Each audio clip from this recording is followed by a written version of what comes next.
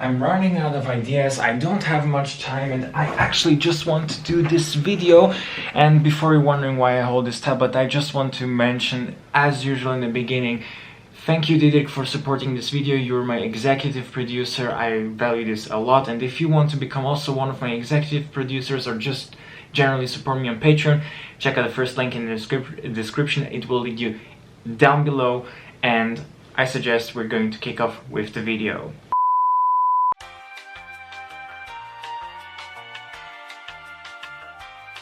Yes everyone, it's Let's Boredom and welcome to my latest vlog, and today it's the vlog 25. Actually, I didn't plan it that it is like something special like this, but it just happened to be, and I can tell you I have something what I want to show you this time, even though I'm here in my room and I don't know what I'm exactly doing here, but I cannot go anywhere because quarantine stuff, it's just impossible. And also it's super cold outside right now. It's around 8 degrees minus, so it's freezing. But here in my cozy home where I'm inside, I do not have to worry about this, and I'm going to show you this time a list. Not only a list, but actually I'm going to talk with you about my all previous travels and all the countries I've visited in total in my whole life. And to be honest with you, this will be a very long video. I don't know what I should do.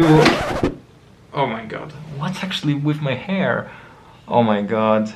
Let me tell you one thing, because of quarantine and because of how life boring is nowadays and not having studies and just enjoying my semester break, that's how my hair looks like. And I have to tell you, I tried something out new, and let's be honest, I don't have any words for it. And if you want to comment it, write the comment down in the comment section. I'm actually very curious what you think about my new hair color. I'm not going to keep it for long, that's for sure. I talked enough about those stupid things before, never mind, we're going to kick in straight away. But before I do, no, I'm not going to make any ads right now, but I'm just making one thing to clarify. Namely, I got all those countries where I've been to in 4 different categories, starting with the countries where I've been only on a layover or just driving through to get to a destination. Then I got countries where I've been on a day trip without actually sleeping over there, and also I got countries where I stayed at least once for 1 night, and countries where I stayed multiple times for at least 1 night.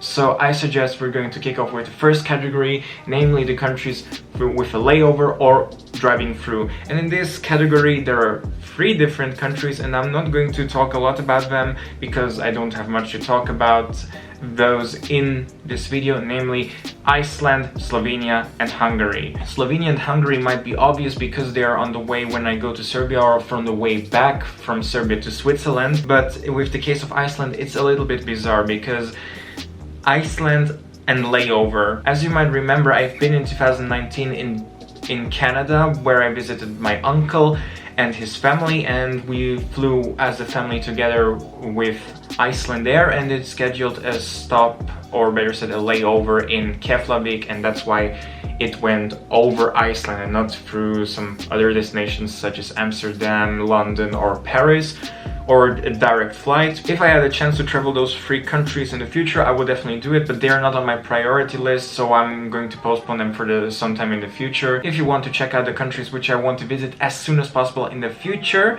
well then I have to suggest you to go to my video where I revealed my travel bucket list, because there you can actually check it out where I wish to go in the future. And actually from this travel bucket list I crossed 2 countries out, and they are going to be revealed in the following up sections. So in this category there are the countries where I've been at least on 1 day trip, and in this category are Italy, Liechtenstein and North Macedonia. So Liechtenstein I've been very recently. You can check out the video, I put it down in the description below because I'm going to mention so many videos in this video itself, so that I cannot put them all in the top right corner. So if you're interested, check out the description there. You're actually going to see also some footage of the stuff what I'm going to put in here. Liechtenstein is something what's less interesting. I'm going to talk about now Italy, because the day trip I've done there, actually it was quite a long time ago. It was in 2012 where I've been with my class in 9th grade. So I went there with my class for a field trip in the southern canton of Switzerland, Ticino, and there is like one border town which is called Luino. It is right next to Switzerland, and there we went on a half-day trip in the trip, so that's actually pretty interesting. And that town is actually pretty popular among Swiss and Germans who go there for shopping on the market, which is there weekly. So like this is an open market. It's actually really nice. You actually notice that there is a different atmosphere because Italy is like a Mediterranean country, and even though it is right next to Switzerland, it's still in the Alps. It doesn't matter. The atmosphere and people are totally different there, and it was such an enjoyable place. Let's be real, Italy is one of those countries where so many tourists go, and I have also a lot of friends of mine who are Italians. Well, no wonder, because like the biggest foreigner group in Switzerland are actually Italians. But to be honest with you, I've never had the opportunity to go. I've driven also through Italy in order to get to Serbia. Yeah, that's also a possible way how to go to Serbia. And I always enjoyed it because like Italy is just something different. And I also had like for 1 year back then in that school, in the 8th grade, I had Italian as a facultative subject, so I know a little bit of Italian too, so it will be also a country what I want to visit in the future properly. As for North Macedonia, this is probably one of those countries where I've been to not too many places, but also driven through multiple times. But I've been there to Skopje twice. The last time I've been in 2019 with my parents, and I actually enjoyed it, even though it was pretty hot that day. But I must say that Skopje is one of those towns, or better said cities, where I really like to spend my time because it's just such a big mix between ancient, Ottoman, socialist and modern architecture, and also with the people there, they're very friendly, and I don't have a big trouble to understand them because Serbian and Macedonia are very similar languages, and also because my home base in Serbia is just 1 hour away from Skopje. It is just pretty quick to get there, even though it's a completely different country. I can definitely recommend to go to Skopje, guys. And also check out the video in the description because I did an entire vlog of Skopje, so definitely worth it. And now this is the biggest category of countries where I've been at least one night once. Here are UK, Denmark, Austria, Malta, Croatia, Bosnia and Herzegovina, Romania, Russia and Israel. UK is this country where I've been from all of those countries the longest inside. So I've been there for 1 month in total. Technically it was from my high school in the 12th grade. It was a program where I was supposed to do a language stays in order to improve my English language skills. I picked to go to London because I felt that London was a very bustling city and metropolis in general, and I wanted to experience there the local culture, the diversity, and just to get to know this place. While I was there in London, I stayed at a host family. I didn't stay at a hostel or just at some hotel or whatever. I was there with a family. They were authentically British, genuinely, and I felt really welcome there because it was probably one of those places where I felt like home, basically, and I really enjoyed my time there. I also got to know the local culture, and to be honest with you, not many people like the British cuisine or just the whole way how the British lifestyle is. They got used to it because of this trip, and I actually like to remember the trip in a very positive way, even though the weather was not always great, and also because London was sometimes chaotic, but it was all in all a very pleasant trip, and I really enjoyed my time there, and I really cannot wait to go back to the UK once. Not to London, because even though I spent there 1 month, I didn't see by far everything there, but I would like to visit some other places in this country too, so fingers crossed, guys. Oh yeah, by the way, before I forget it, if you go to London, don't forget to check out the pubs. They are definitely great. Even if you don't drink alcohol, the atmosphere is just the authentic British experience. trust me. Okay, I need to hurry up a little bit, so let's go straight to the next country. Denmark. Now, Denmark is a place what I always remember in a very good way, not because it is something very special to visit or just because Denmark is so different from other countries. No, because I went there in 2014 together with my mom as an 18th birthday present to attend the Eurovision Song Contest 2014. And it was probably one of the, actually the best birthday gift I've ever got. And that was like the experience of my life. I attended this place like as the first of all as a 10th anniversary of watching the Soul Contest, because I started watching it in 2004, but also on top of that because like I'm a massive Eurovision fan. Because of this experience I wanted to go so bad to a real Eurovision Song Contest, to attend it in the arena, and that's what I did there. So it was definitely worth it, all the money, even though it was one of the most expensive trips ever and I was there only for 3 days. That was like in total, what can I say, I believe around 2,000 euros with the tickets, with the hotel and plane. It was just super expensive. Like, I can tell you, Denmark is not cheap, definitely not. But the people there are friendly, you can experience, there are some other things like in the middle of Copenhagen. Like, I was in Copenhagen only, I haven't been to other places in Denmark itself. In Copenhagen you've got this big amusement park in the center called Tivoli. This is a one of a kind, so if you really go to Denmark or Sweden or anywhere else in this area, go there. It's definitely worth it. It's just something unique. Austria. I have been only to Vienna and I record also this vlog, and I mean, well, I wanted to visit the city a couple of times but I never had a chance to. I persuaded my parents that we go and have a sleepover in Vienna before we continue the trip all the way to Serbia, because it was just halfway, and like when you have a trip like this you appreciate it a lot more, and it is actually a really good idea just to go to this place. It is like a Baroque and a Renaissance city. It is, if there's so many different buildings, it is very imperial. You know, Vienna is one of those old metropolitan areas just because of the way how the city looks like, and you really feel it. And it is one of the cities what I want to visit again in the future, maybe for a couple of days more, because Vienna is definitely underrated compared to some other cities in Europe.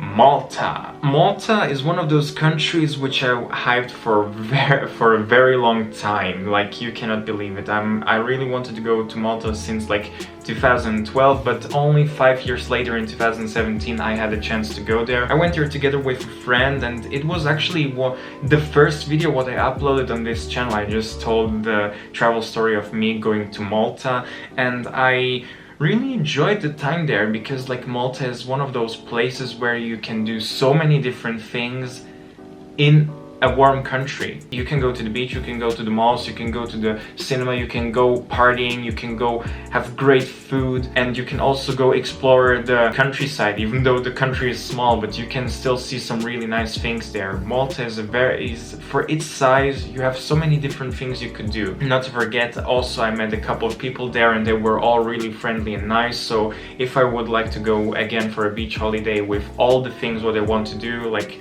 I'm a multifaceted person, so Malta is like my personal pick. Even like you can go in the same day for a swim, you can go to the mall, you can go and explore the island, and you can go partying. Like, what do you want more? It's a paradise, definitely. The next country, or better said 2 countries I'm going to merge together, Croatia and Bosnia and Herzegovina. Those 2 countries are a little bit different because I haven't been there like for touristic purposes. I've been there actually more for visiting family, especially for Bosnia and Herzegovina, because like my mom's side of the family, one half is like from the place where I'm from, like the home base, like southeastern Serbia, and the other part is from the north of Bosnia and Herzegovina, aka Republika Srpska, namely from the towns of Banja Luka and Prnjavor. So this family is scattered all around former Yugoslavia and in Western countries. I've got a family in Bosnia and Herzegovina and in Croatia. So in those cases, that was both in 2012,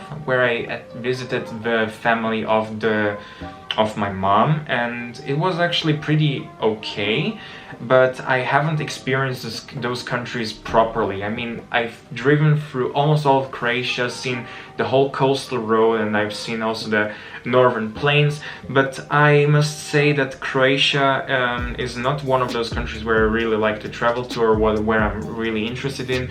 But Bosnia and Herzegovina, I would really like to visit the capital Sarajevo, because that is the town where my mom was born, and I would like to do a heritage trip there with her and just to see where she grew up and just to explore the city, experience the vibes, because Sarajevo has still, even though it is 90% Bosniak today, it still has like those multicultural vibes. So I'm really looking forward for one trip like that in the future. Romania. The thing with Romania is following.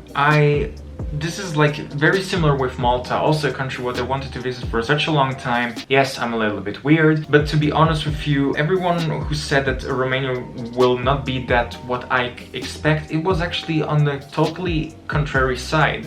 Like, let's be real. I have been there in 2016 together with this friend with whom I went to Malta, and I went there for 4 days to the capital, Bucharest. Now, one thing what I have to tell about Bucharest is it is by far my favorite capital of the southeastern European region, even ahead of Belgrade. And even though people think I adore Belgrade, well, it's a different story. I'm not going to talk about this. I'm actually going to talk more about why Bucharest is great. Namely, Bucharest is great because of the abundance of malls, abundance of sites, and especially the public transport. Compared to Belgrade, where the public transport is very chaotic and sometimes very unreliable, Bucharest is one element what Belgrade is missing: the metro. That is probably the thing what I enjoy the most about Bucharest, because you can go from one end to another in a very short period of time, and also it's very cheap, so, and clean as well. Like, I never thought that the metro was going to be so clean in Bucharest. And also the streets, many people expected that it is kind of dirty, but it wasn't actually that bad. Bucharest is great. I wish I would go there again, because this is the Belgrade I want to visit more often, not Belgrade like the way how I visited like 6 times in 3 years.